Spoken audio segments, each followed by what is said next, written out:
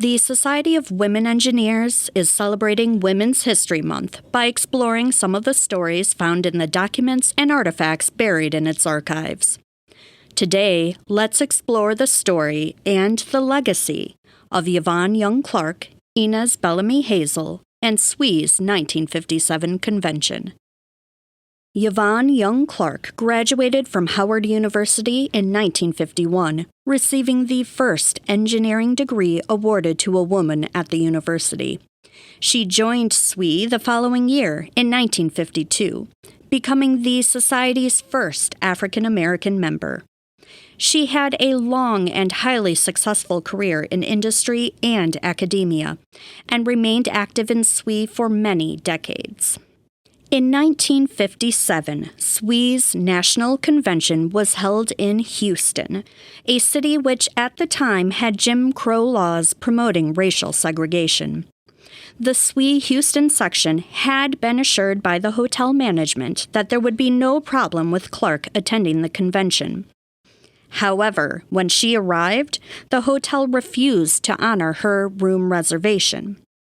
SWE's president, Mickey Gurla, threatened to cancel the convention since the hotel wouldn't allow all its members to attend. But Clark was adamant that she did not want to disrupt the convention for everyone else.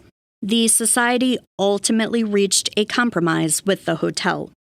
Clark stayed with an aunt who lived in Houston, and the hotel did allow her to attend the convention, but it insisted that she had to be accompanied by a white SWE member at all times. The management hoped that Clark would be seen by the other white hotel guests as little as possible.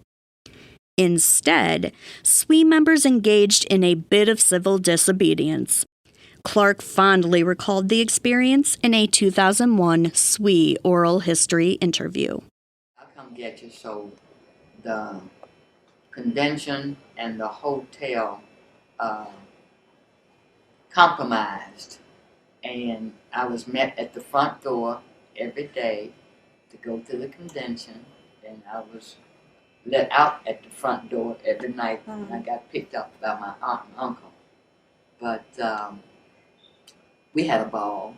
Anytime anybody wanted some cigarettes, they came and found me, and we walked. Because as long as I had a person with me, I could move around the hotel, but I had to be accompanied at all times, from the front door back to the front door.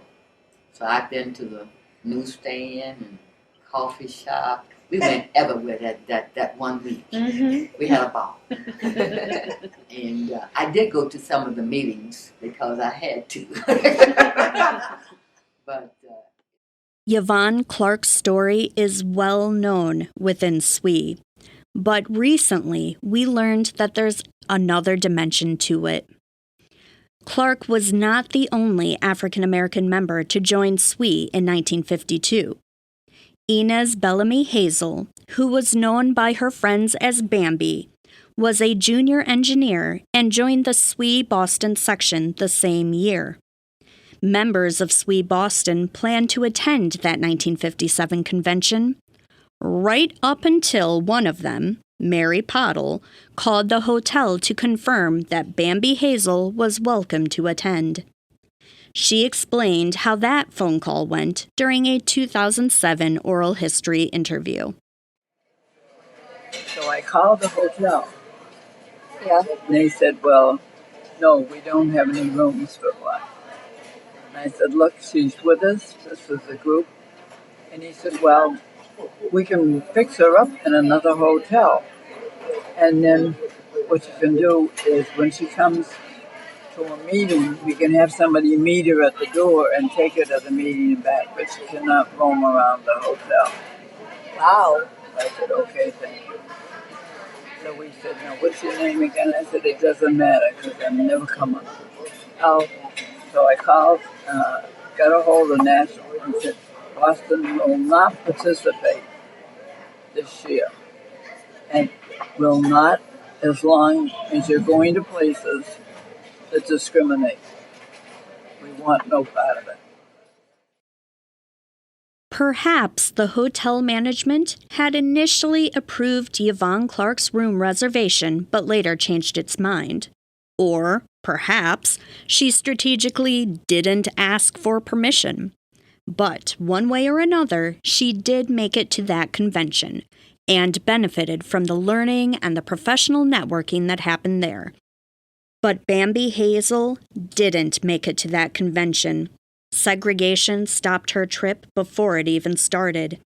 She persisted in a long and distinguished career in systems engineering and computer programming. But that year, the convention and its technical content and its professional connections just weren't available to her. How many other women were denied similar professional opportunities? The experience with the hotel in 1957 was unjust, but it wasn't surprising at the time.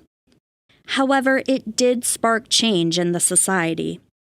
In 1958, the board of directors passed a convention policy that read, in keeping with the language of the time, segregation. The southern sections should be allowed to have the national convention. The sections must provide equal accommodations for colored members and ensure that no colored member is subjected to unpleasantness or embarrassment in attending meetings.